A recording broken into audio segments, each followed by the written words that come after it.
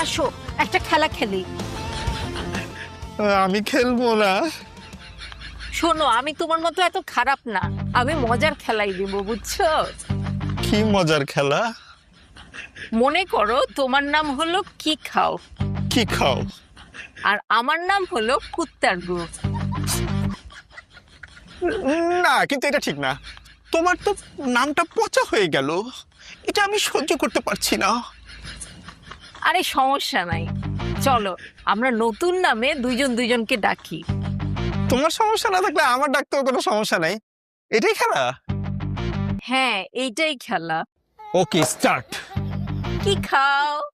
কুত্তার গু। কি খাও? কুত্তার গু। কি খাও? কুত্তার গু। কি খাও? কুত্তার গু।